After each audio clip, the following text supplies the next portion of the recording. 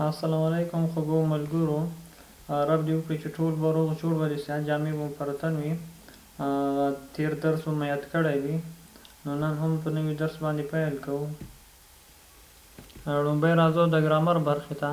ګرامر برخه کې لومړی د لنګویج تعریف کوو. لنګویج یعنی ژبه. ژبه څه شي ته وایي؟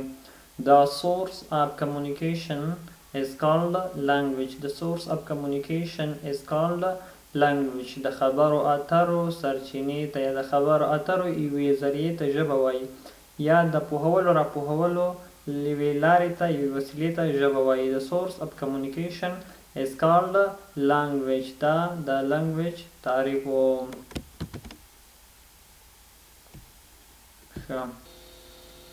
اوس راځو letter. letter معنا توري. letters توري او letter توری یا حرف.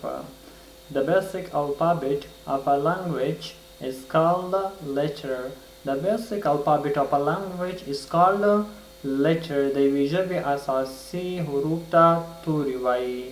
The basic alphabet of a language is called letters. د یوې ژبې بنیادي حروفو ته توري وایي. اساسي یعنې یوه ژبه چې ترې جوړه شوې وي، لکه انګلیسي څه شی دی؟ ABCD ده.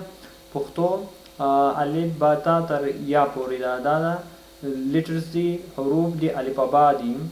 همداسې بیا د لیکلو له مخې انګلیسي الفبا یا الفابیټس په دوه ډوله دي، چې یو غټ بل واړه کیپیټل لیټرز، سمال لیټرز. د جوړښت له مخې بیا په درې ډوله واول، سیمې واول، کانسوننټ یا غږ لرونکي، نیمه غږ لرونکي یا بې غږه، چې هغه باندې به بیا ځان ته بحث کوو. نن همدا دوه تعریفه بس دی چې د source of communication is called language.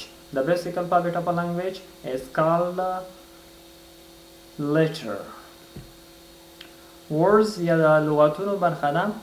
بیا هم پنځه لغت دي. اول لغت ده according. according معنا په مطابق. according ACCORDING according. account. account ACCOUNT account معنا حساب. account. across. across معنا سراسر. across سراسر ACROSS across. ACT act. act. act معنا عمل کول. action ACTION action. action معنا عمل. act عمل کول. ورب د فعل ده. action عمل noun ده. نو هیله ده چې دا لغتونه هم د تیر په څیر زده کړئ، کتابچو کې مو ولیکئ. راځو د جملو برخې ته. بیا هم د تل په څیر دوه جملې دي. اوله جمله داسې ده چې it is calling for prayer. it is calling for prayer معنا اذان ده. it is calling for prayer اذان ده. دویمه جمله ده I don't give the shit. I don't give the shit معنا ماته ایسه. I don't give the shit ماته ایسه. it is calling for prayer اذان ده. it is calling for prayer اذان ده. I don't give the shit ماته ایسه. نو دا و د نن ورځې درس. هیله ده چې یو څه مو ترې زده کړي وي. کورنۍ وظیفه هم همدا شوه چې همدا درس به یو ځل په کتابچو کې ولیکئ، لغتونه سپیل سره زده کړئ.